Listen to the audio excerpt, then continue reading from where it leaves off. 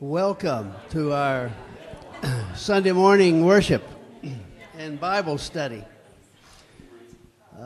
Tommy's handing out a brochure and Keith is handing out a bulletin.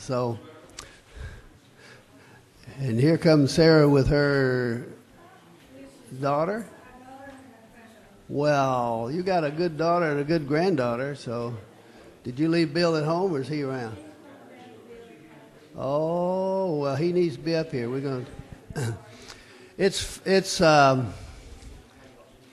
I think it's a unique experience for any church to offer a series that we've been offering on aging. And the month of January, we're dealing with death and dying. And that's kind of where we are this morning. And before we get started, Andy is going to lead us in an opening prayer. Andy? Heavenly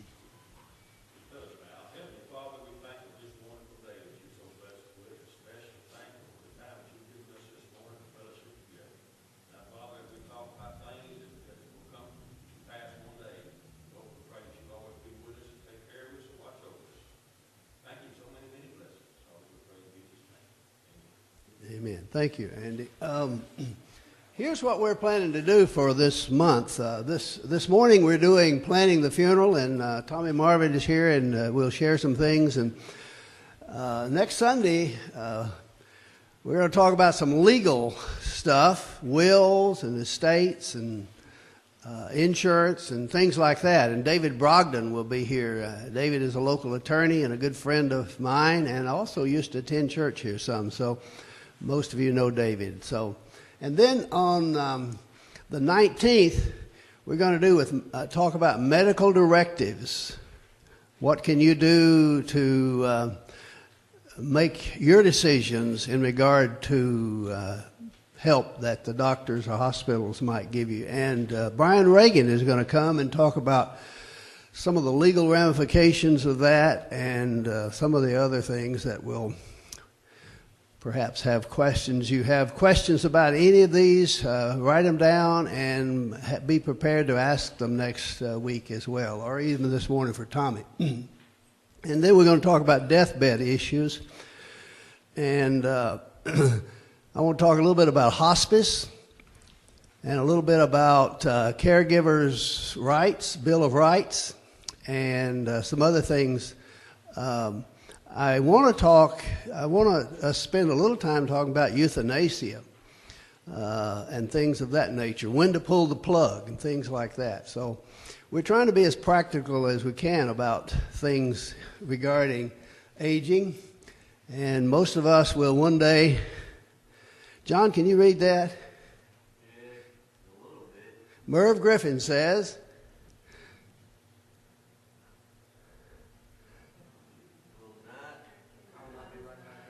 I will not be right back after the message.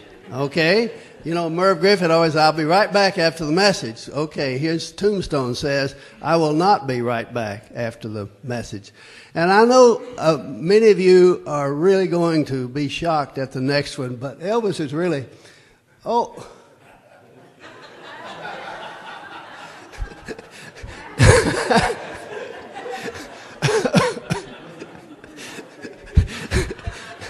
I didn't know that was on there. Matthew put that on there. Okay? But Tommy is here ready for me, okay? He has come to get me. All right. This was one I would get over it. Elvis is dead, okay? All right. Get over it. Then if you're not careful, the Tombstone people will come and get you. But anyway, there are two important facts about death and dying that I want to share before Tommy starts, and that is, first of all, Christ has changed the meaning of death for his people. We need never forget that, because as Christian people, we are to be what Paul wrote to the Thessalonians. Brothers and sisters, we do not want you to be uninformed about those who sleep in death, so that you do not grieve like the rest of mankind who have no hope. For if we believe that Jesus died and rose again, we also believe that God will bring with Jesus those who have fallen asleep in him. Beautiful passage. Jesus has changed that fact about death. And then the passage from 1 Corinthians 15, death has been swallowed up in victory. Jesus has changed the meaning of death for Christian people. Where death is your victory. O grave, where is your sting? Second important fact, Christ has demonstrated the importance of grieving. A lot of times we think about, well, a person shouldn't grieve too long or too short. Just right. Tommy may say something about, is it Ida Sue Westerman? Are you going to say something about her? Okay. He has a person on staff that helps with grieving and does grieving classes. So she's been doing that for a long time. I participated in one of those probably 10 years ago, 10, 12 years ago, I think. But Christ has demonstrated this. Blessed are those who mourn, for they will be comforted. Grieving is, Jesus taught us that grieving is good, okay? And then he wept at the death of Lazarus. So Jesus taught us those things about death. So today,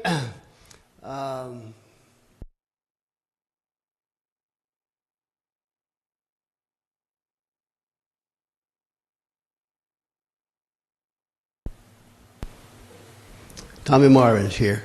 You can read those for yourself. Tommy, we ring a bell about 20 till and another one at about a quarter till. So Okay. if you have questions, Tommy will- Thank you, Dr. Hinkle.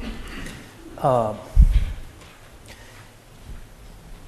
given everybody one of our care letters that we mail out to people that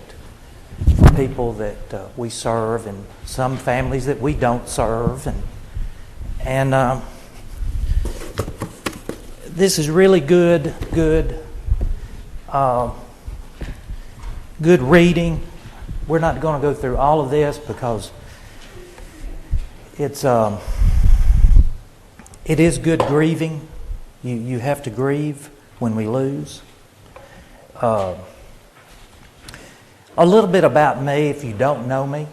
I've been on Main Street here in Dixon for 40 years. Our business has been there 105 years. I'm in death every day.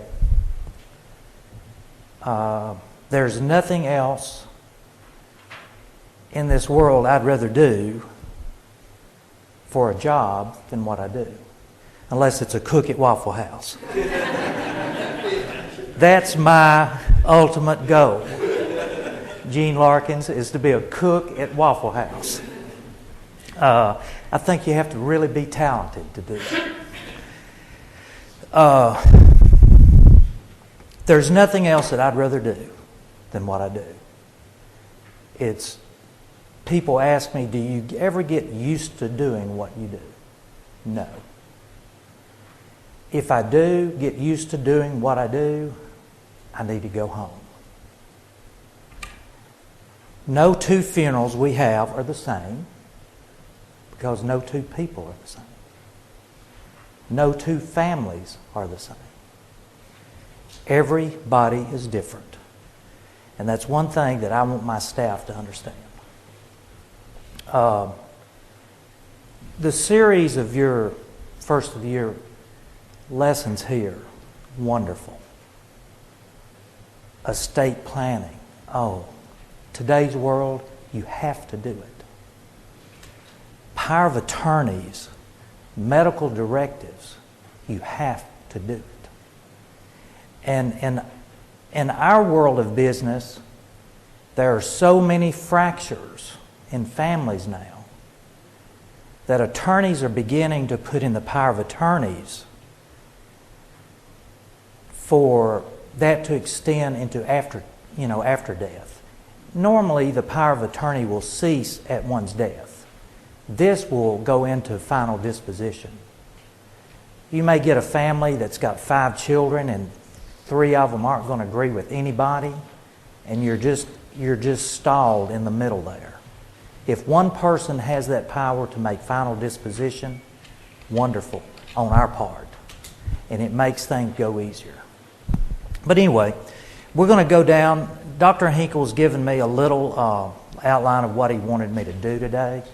I really don't plan much. Again, this group is different than the other group that I spoke to a few weeks ago. So I'll let you all sort of dictate as we go along what we discuss. A few weeks ago, before we get started, as we get older in age, I want you all to have a lot of patience with James Hinkle and Harriet. They've just started their second honeymoon. I feel like once you make your first 50, that's behind you. You're starting on your second one. So have a lot of patience with them because they're going to probably be a little giddy. A few weeks ago, I spoke to a group of nurses at Lipscomb. A friend of mine teaches nursing there. Great day. Great day. And when I first started, we could talk 2 weeks on grief. Oh my goodness. And so when I started the meeting that day, we had about 75 there, I said, how many, and I'm going to extend this to you all, how many of you all watched the Alabama-Auburn game several weeks ago? Bunch of people.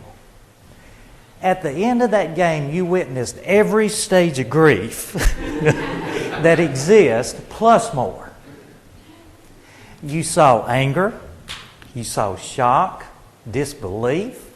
You covered the gamut at the end of that game. And that's what it's about. And a lot of times we associate grief with, most of the time we associate grief with death. True.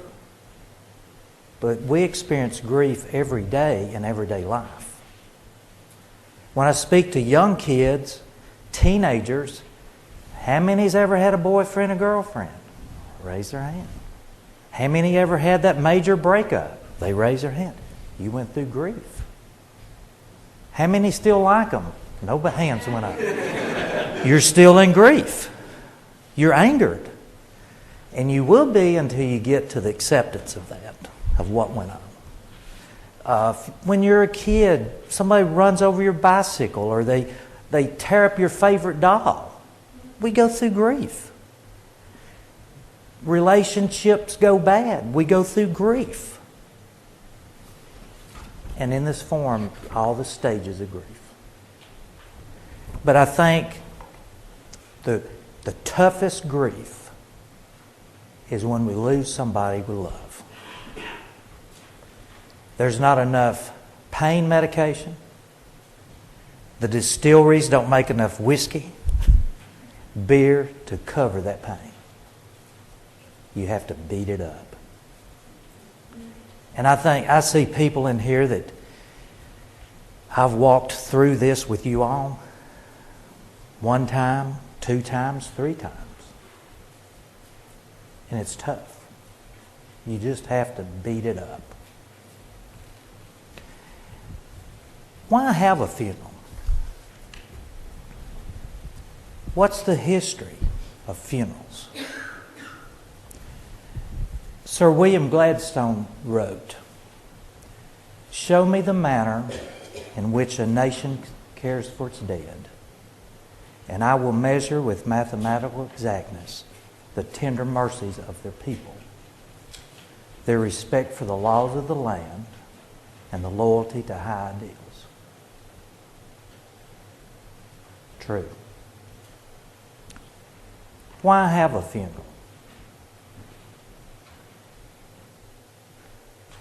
The way it usually is, you may not care what happens to your body after death, but your family does. Don't you think that's sort of normal? I sit at the conference table with lots of people and they say, "I don't care what happens to me." but they care what happens to somebody else in their family.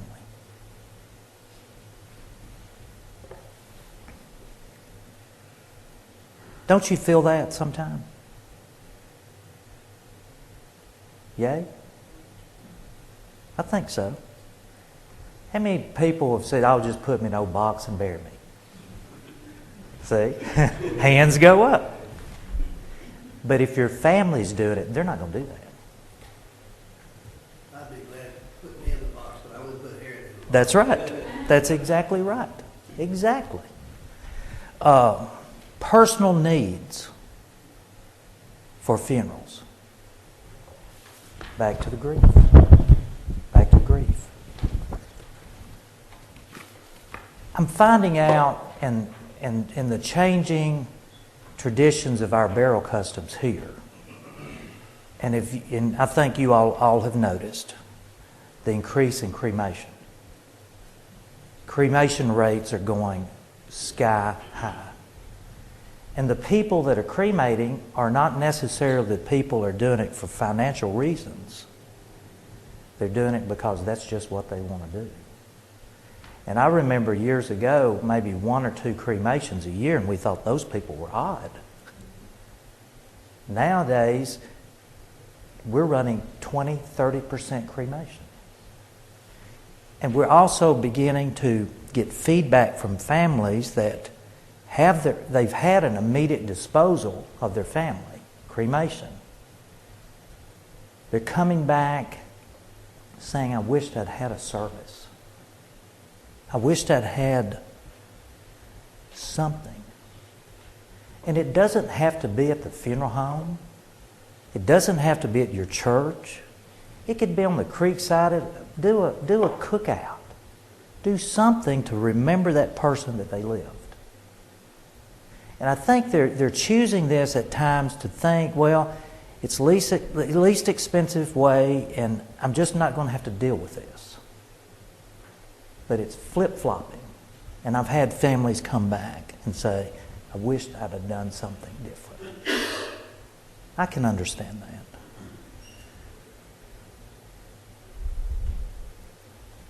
It goes back to need. Personal need. I can't tell you, "Yeah, you need a funeral. You must have a funeral." I can tell you, I think you should have. And it's not the amount of money you spend. You don't have to spend anything. Have a gathering, a time of sharing. I've been through this with my parents, my grandparents, and lots of friends. We say goodbye today to a dear friend of mine. And it helps. It helps me. It may not help you, but it helps me. That's my advice. Have something. I've often said it. It's not the amount of money you spend on a funeral. No. It's the dignity in which you carry it out. Make sense? Personal needs. Everybody's different. Funeral rites are old. Scientists have gone way back before Christ, years and years and years before Christ. And with the research that they found, there were some threads that sort of binded the death and things that were in common with this. The disposition of the dead, there were 3 things that sort of throughout the years that took place. They had some type of ceremony. They had a sacred place for the dead. And then they had memorials for the dead. Several years ago, we were blessed enough to go to Egypt for 2 weeks. Jim Hinkle, when I was there, I felt like I was a grain of sand of all the thousands of years that people have come through there. Felt like I was a grain of sand. And when you went through some of the tombs and you saw that even then, before Christ, people believed in an afterlife. And they made great preparation for that. They made great preparation with their bodies for an afterlife. Their beliefs may be a little different than ours, but they believed. So this tradition has come through the thousands of years. And in Genesis 23:13, and he spake unto Ephron in the audience of the people of the land, saying, But if thou wilt give it, I pray thee hear me. I will give thee money for the field. Take it of me, and I will bury my dead there. And if I interpret that correctly, even then they purchased land to bury their dead. And we do that today. So, way back. Cost of funerals. We had a wedding a few years ago in my family. And I had never had a wedding before. I was shocked. I felt like some of the families that we served, they were shocked. And we had a reception at this facility, and I found out that it was going to be like $4,800 just to swing the doors for 4 hours. And I asked the lady, I said, now, let's get this right. Almost $5,000 to swing the doors for 4 hours. She said, that's correct. I said, you can come to my place and stay 3 days for $475. She said, what's your place? And I told her, she said, I don't want to come there. And when I got into the lighting the cake, $100. I said, now let's get this right. The light shines down on the cake. You've got electricity there anyway. But to turn it on, $100. That's correct. And you spend all this money for these nice flowers, and the next day the wedding was over. Where are the flowers I bought? They're gone. I rented them, basically. It's a specialty item. It cost a lot to purchase a funeral.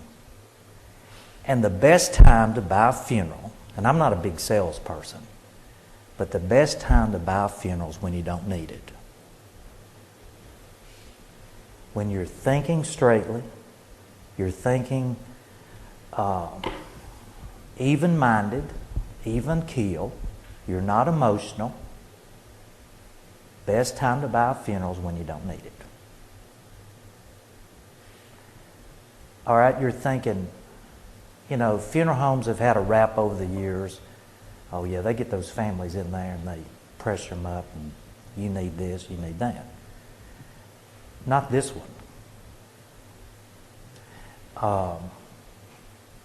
First of all, I don't want anything on our business books that I can't collect. And I do not want anybody to be obligated for something they can't afford. I think a person needs to bury within their lifestyle. Make sense? We've had that not to happen before. I've had people come back worried that they didn't buy something nice enough. I've had them come back and say, I bought something more than I should have.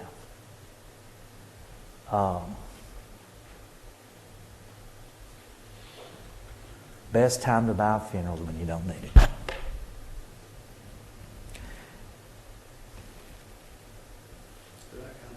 Yeah, you can. The reason that Tommy is saying you buy a funeral before you need it, because when you walk into a funeral home, you're in shock. If your loved one has just died. If you're at need, yes. Yeah.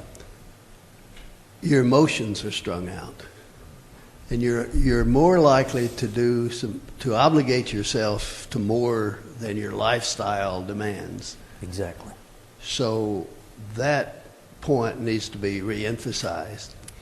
And Harriet and I went to Tommy a few weeks ago, and we were very unemotional about planning our funeral. And we picked out I had to pressure him a little bit. No, I didn't. We picked out what we wanted, what fit into our lifestyle that we could afford, so that if I croak, like my tombstone says today, Harriet won't go get emotional and buy a $100,000 funeral. She may just put me in a box. But anyway, that comment. Very good. Thank you. You know, in experience that I've seen before, having young people in there, spouse died, and you see 5 little children, stair steps. You know, life continues the day after that funeral. Food has to be put on that table.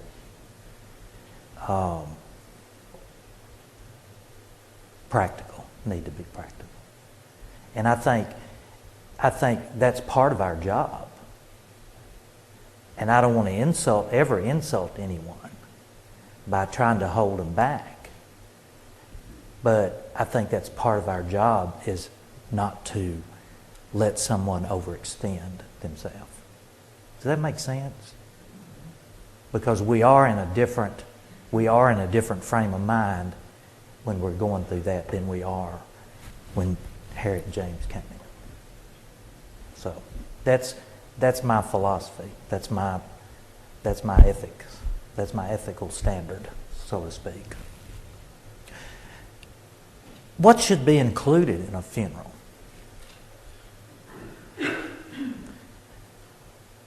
That varies. I hear more and more people today talk about, I don't want a sermon. I don't want someone to get up there to preach to us for an hour.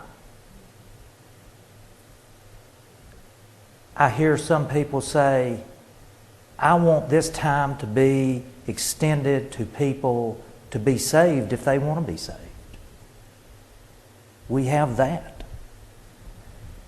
We have more and more people today going the eulogy route. Hit straight head on about that person. So like Miss Annalee Williams used to say, she taught senior English here I told her she taught senior English for 100 years. She said, if anybody knows Annalee Williams, they know all about her. Anybody that don't, they don't care. So, you know, if you know somebody well enough that has died and you're there, chances are you know pretty much about that person. So we're seeing lots of eulogies, lots of family members getting up and doing their part in a service. So yes, it varies of what's included in a funeral. If you ask Tommy Marvin what should be included in a funeral, I think it should be about that person, and I think it should be comfort, words of comfort, something that would bring peace to that family.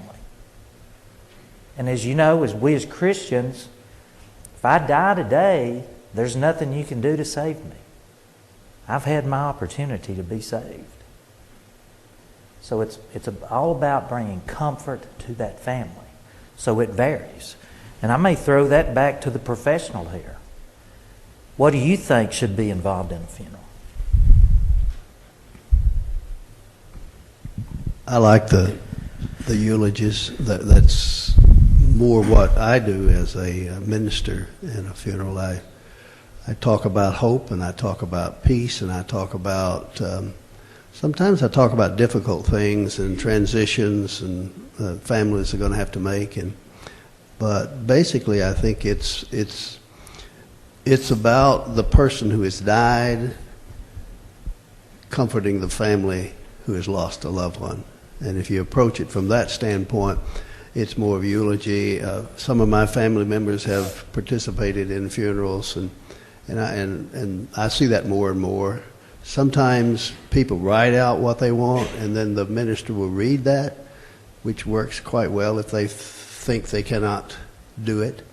Sometimes a family member will break down while they're trying to talk about a loved one, and as a minister, sometimes I have to bolster them and go up and hold them and make sure they finish, or let me finish, or something like that. But yeah, something about the person. It's about the person and the family, and we need to keep that in mind. I agree. And it varies from culture to culture also. It varies from church to church what's involved in a funeral. Some churches we go into, we have church. We have church sometime for 2 hours. We have church. And when I leave that funeral service, I feel like I don't have to go to church the rest of the week. Because I feel like I've been somewhere that day. Had enough preaching for a month. And it depends on the culture of people. And I think it goes back, and I think it depends on the personality of the person who's died and what the life they lived, and then eases on into the family of sort of what they want. And I want to note that if you attend a funeral, anything that pretty well takes place there, it's been discussed with that family on what to be done. The procedures, logistics of the funeral, that's been discussed. And that's what we try to do. We try to do exactly what that family wants done. Had a family come one time, and it was a satanic type service they wanted, and I didn't want to get involved in that. And that might have been a little narrow of me, but I wasn't really familiar with things like that, and I really didn't want to get involved in that. What do you do? Maybe I was wrong. They went to several funerals. Nobody wanted to get involved in it.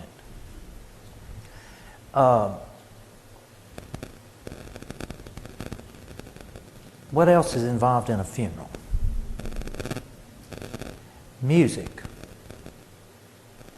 More and more times today, even in the churches of Christ, it's music of their choice, whether it's with instrument, without. You finding that out more, don't you? Vince Gill's very popular.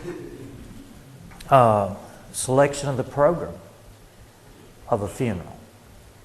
And most all the time, the family will have a meeting with their minister, and they'll have feedback with each other on what they want and what they don't want and how they want it done. And it's a mutual, it's a group, it's everybody working together to achieve one goal.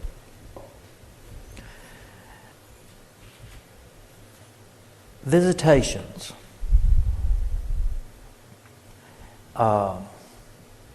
Changing drastically. Used to, and a lot of you all remember, used to be the all-day visitations. Now it's in the evening, usually 4 to 8, and it's fastly moving into same-day visitation and service. They do it all in one day. We're seeing more and more of that. And there's some days that it's hard for me to grasp hold of what's going on because I've done it the old way so long. And sometimes families come to us and say, well, we're going to do 1 hour visitation, and you get to looking at the connections they may have, the size of the family they have. They couldn't have 1 hour visitation and get it done. So we have to sort of go to the drawing table and say, let's look at this again, what's best for you all maybe. Because if you have 1 hour visitation, you may have 3 people come in here on you at one time, and you're not going to remember who was here and what.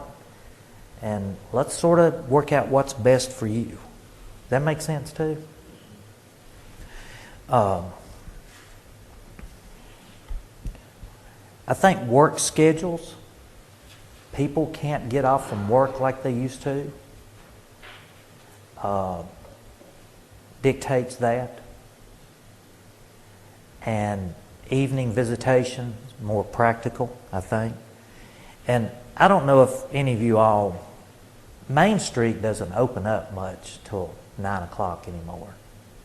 There's not that many factories here. And I remember years ago we'd open up at 7:30 so people could, on their way to work, could come in and view and sign the book and this and that. And we have really no factories, shirt factories. We have no pants factories. The profile of Dixon has changed so much. And that's the reason for a lot of that. And we open at 9 o'clock now. We used to open at, like I say, 7, 7:30, 8 o'clock. And if we have an early morning funeral, we're there early. But I think that has a lot to do with our changing times. East Tennessee, they have 80, 90% evening funerals. They have visitation prior to, and their funeral time is usually 7 o'clock in the evening. And that's majority of the people in East Tennessee. That never caught on here. That just never caught on in Middle Tennessee. Not yet. Burial the next day. Selecting a casket, just like I said, it's your money. You spend what you want to spend. My theory is bury within your lifestyle. Purchase of a casket and services is a major purchase today. That's why you have life insurance. A lot of funeral homes are even beginning where they won't accept life insurance. Crazy. I don't understand. It's a major purchase and more of a reason to pre-plan so you know which direction you're going in.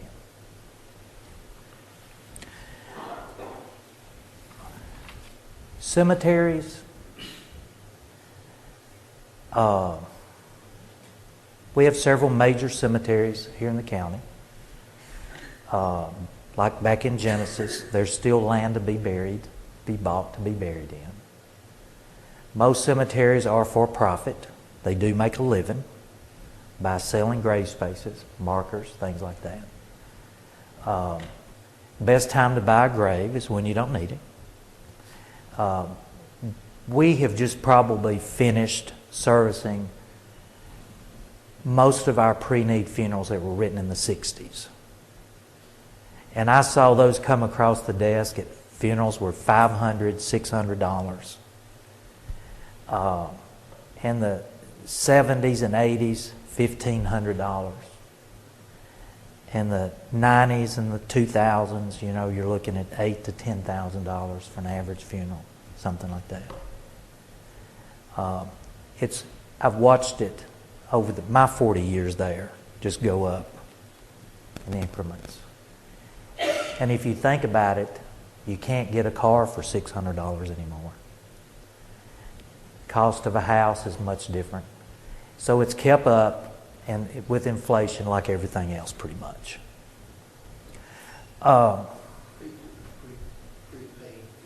Prepaid funeral. Prepaid funerals are, a lot of times people will go ahead and pay for it today. That locks in the casket services vault at today's prices. How can we do that? We take the money and invest it into an insurance policy that increases in value each year, that earns. And hopefully that will keep up with inflation. So if you pre-need a funeral today, we're guaranteeing you that quality of merchandise 20 years from now. So we're hoping that policy and that product that we have will keep up with value. So that's how we can do that. Yes? Do they transfer to, like, if you move to another state? Yes, sure do. Full amount? Full amount, yes. We have people bring us their contract, say this was written in 1980 at such and such funeral home in such and such state. Will you honor this? We'll look at it, yes. Absolutely. Cremation options. We've got a couple of minutes. Cremation, a lot of people are doing immediate cremations. That is, they cremate the body, no service, as if nothing, they never lived. Then they're having cremations with viewing. Well, they view on the beginning in a rental casket, and then they cremate on the end. They have the funeral service, visitation, everything. Then they cremate, and then they will take the ashes and either bury them, keep them, dispose of them. Any questions? If we don't get time to answer questions, feel free to call me. I'll be glad to answer anything. We own our own crematory here. We put our own facility in 1984. We're the only crematory in Dixon County, and I'm blessed that we do not have to go out of county for cremations. We're in control of that ourselves. What if you change your mind? At what point? At what point, honey? Get a plan and pay it off, and then you decide you want to do something different. You can do it. I had a real dear friend of mine that had prepaid her funeral. She developed a very rare disease, and she came in. She's decided to donate her body to medical science. And she'd already paid it, so we're going to leave it in place because we're going to be doing a memorial service and everything. And once they cremate her body and bring it back to us, we're going to be burying it. It can be done, yes. On the list here was interesting funerals. From one end of the spectrum to the other, we've taken people, wrapped them in a sheet, laid them in the grave, and covered them up. Their thought was to go back to Mother Earth just like they came. There's nothing wrong with that. There's nothing illegal about that. From that end of the spectrum to the other end of the spectrum, family come in, we have nothing nice enough for them. We have to fly a casket in.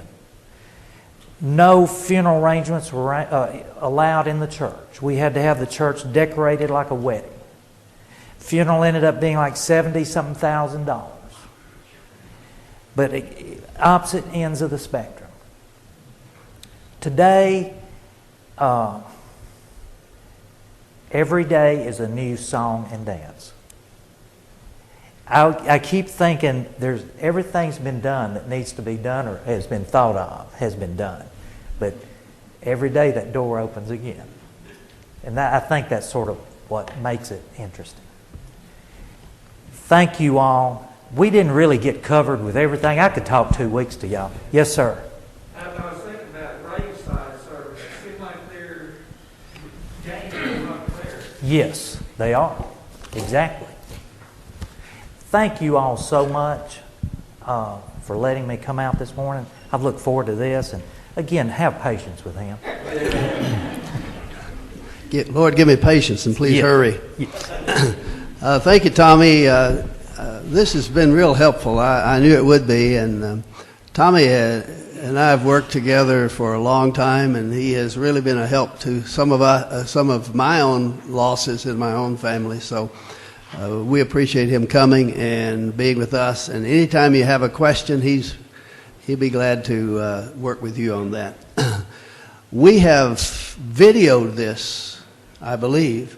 We're going to put that on the web, or it'll probably be on our website shortly, as quickly as Matthew can get it on. And then we had a grief workshop this past year. Mike Baker did that, and there are DVDs in the back on the table. If you did not get a DVD from Mike Baker's workshop on grief, they're still available there. And then next week, David Brogdon will be here, and David has just undergone surgery, so I hope he'll be able to be out and about. But we'll look forward to that. And thank you,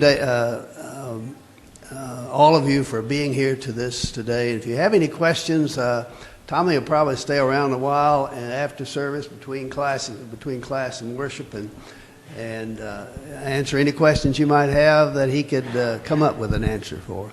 I've noticed one other trend that's happening in funerals, and that is for a loved one that lingers a long time. When Keith asked about graveside services, I think a lot of people who have dealt with a lingering illness with a loved one, a lot of times have gone through a lot of the grieving process, and they elect to go with the cremation route or just the graveside service. And I see more and more of that, Tommy.